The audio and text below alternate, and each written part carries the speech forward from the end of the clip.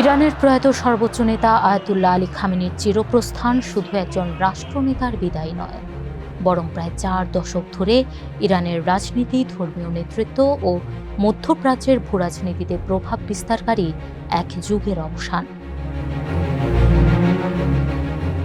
খামেনির শেষ বিদায় কেবল একটি রাষ্ট্রীয় অন্ত্যেষ্টিক্রিয়া নয়, বরং ইসলামী প্রজাতন্ত্রের ইতিহাসের সবচেয়ে বড় রাজনৈতিক ও ধর্মীয় আয়োজনগুলোর একটি হতে যাচ্ছে। প্রায় 6 দিন ধরে চলবে এই শোকানুষ্ঠান। শুধু ইরানেই নয়, প্রতিবেশী ইরাকেও হবে শোকসভা ও বিদায়ী শোভাযাত্রা। ইরান সরকার আশা করছে এতে কোটি কোটি মানুষ অংশ নেবেন। বিশ্বের বিভিন্ন দেশের রাষ্ট্রীয় প্রতিনিধি, ধর্মীয় নেতা এবং রাজনৈতিক ব্যক্তিত্ব উপস্থিত থাকবেন এতে। প্রশ্ন হলো, কেন এত বড় আয়োজন? কিভাবে চলছে প্রস্তুতি? আর এই শোকসভায় কি বার্তা দিতে চায় তেহরান? টিভিএস এক্সপ্লেনারে চলুন জেনে নেই। সঙ্গে আছি আমি, বর্ণা দাস। ইরানের সর্বোচ্চ নেতা শুধু রাষ্ট্রপ্রধান নন, তিনি দেশের সর্বোচ্চ ধর্মীয় নেতা, সশস্ত্র বাহিনীর সর্বাধিনায়ক এবং ইসলামী বিপ্লবের প্রধান অভিভাবক। তাই আয়াতুল্লাহ খামেনির মৃত্যু শুধু একজন নেতার বিদায় নয়, এটি ইরানের রাষ্ট্রীয় কাঠামোর জন্য এক ঐতিহাসিক মুহূর্ত। সরকার এই শোকানুষ্ঠানকে জাতীয় ঐক্যের প্রদর্শনী হিসেবে তুলে ধরতে চায়। কোম শহরের জুমার নামাজের খতিব আয়াতুল্লাহ মোহাম্মদ সাইদি বলেছেন, শহীদ নেতার জানাজায় জনগণের ব্যাপক উপস্থিতি হবে ইসলামী প্রজাতন্ত্রের প্রতি আরেকটি গণভোট। অন্যদিকে প্রেসিডেন্ট মাসুদ পেজিশকিয়ানও সব রাজনৈতিক মত, জাতিগোষ্ঠী ও ধর্মের মানুষকে অনুষ্ঠানে যোগ দেওয়ার আহ্বান জানিয়েছেন। তিনি বলেছেন, আপনাদের ব্যাপক উপস্থিতি হবে সন্ত্রাস, সহিংসতা ও দমননীতির বিরুদ্ধে জবাব। আপনাদের উপস্থিতি বিশ্বকে জানিয়ে দেবে ইরানের জনগণ নিজেদের স্বাধীনতা ও মর্যাদা রক্ষায় ঐক্যবদ্ধ। 3 জুলাই শুক্রবার সকাল থেকেই রাজধানী তেহরানে শুরু হবে রাষ্ট্রীয় বিদায় অনুষ্ঠান। এরপর 4 ও 5 জুলাই তেহরানের ইমাম খোমেনি মুসল্লায় সাধারণ মানুষের শ্রদ্ধা জানানোর ব্যবস্থা থাকবে। 6 জুলাই সোমবার রাজধানী তেহরানের প্রধান সড়ক জুড়ে হবে বিশাল জানাজার শোভাযাত্রা। এরপর 7 জুলাই মরদেহ নেওয়া হবে শিয়া ধর্মীয় শিক্ষার কেন্দ্র কোম শহরে। 8 জুলাই ইরাকের পবিত্র 2 শহর নাজাফ ও কারবালায় শোকানুষ্ঠান হবে, যেখানে মধ্যপ্রাচ্যের বিভিন্ন শিয়া নেতা ও প্রতিনিধিরা অংশ নেবেন।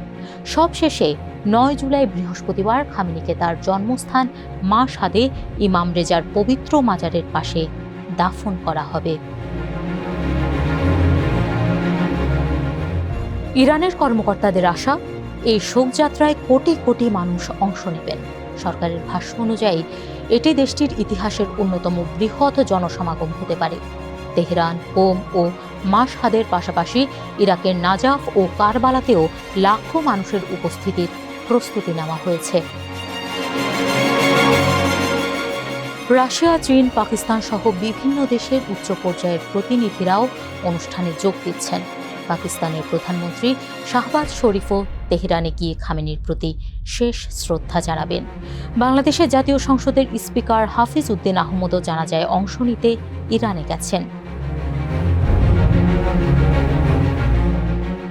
এত বড় আয়োজন সফল করতে ব্যাপক প্রস্তুতি নিয়েছে ইরান সরকার।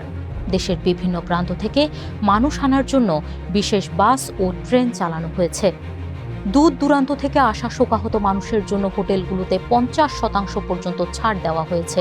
স্কুল, মসজিদ, ক্রীড়া কমপ্লেক্স, সাংস্কৃতিক কেন্দ্র এবং সামরিক ব্যারাককে অস্থায়ী আবাসনে রূপান্তর করা হয়েছে। রাজধানী তেহরানে কয়েকদিনের সরকারি ছুটিও ঘোষণা করা হয়েছে। শহরের বাইরে বড় বড় পার্কিং এলাকা তৈরি করা হয়েছে। সেখান থেকে বাসে করে মানুষকে মূল অনুষ্ঠানস্থলে নেওয়া হবে। সামাজিক সহায়তার জন্য কাউন্সিলর, স্বেচ্ছাসেবক এবং চিকিৎসা দলও প্রস্তুত রাখা হয়েছে।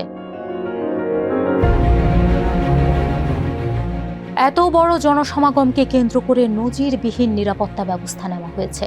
তেহরান সহ কয়েকটি শহরের আকাশসীমায় সাময়িক বিধিনিষেধ জারি করা হয়েছে। রাজধানীর গুরুত্বপূর্ণ এলাকায় অতিরিক্ত সেনা, বিপ্লবী গার্ড এবং নিরাপত্তা বাহিনীর সদস্য মোতায়েন থাকবে। ইরানের সেনাপ্রধান আমির হাতামি দেশবাসীর প্রতি আহ্বান জানিয়ে বলেছেন, এই উপস্থিতি শত্রুদের জানিয়ে দেবে শহীদ নেতার পথ থেমে যায়নি, নতুন নেতৃত্বের অধীনে সেই পথ আরও শক্তভাবে এগিয়ে যাবে। এই শোকযাত্রা শুধু একজন নেতাকে বিদায় জানানোর অনুষ্ঠান নয়, এটি নতুন সর্বোচ্চ নেতা আয়াতুল্লাহ মোস্তফা খামেনির নেতৃত্বেরও প্রথম বড় পরীক্ষা। এই আয়োজনের মাধ্যমে তেহরান বিশ্বকে একটি স্পষ্ট বার্তা দিতে চায়, নেতৃত্ব বদলালেও ইসলামী প্রজাতন্ত্রের ভিত্তি অটুট রয়েছে, রাষ্ট্রের প্রতিষ্ঠানগুলো এখনও পুরোদমে সক্রিয় এবং জনগণের সমর্থন এখনও বহাল।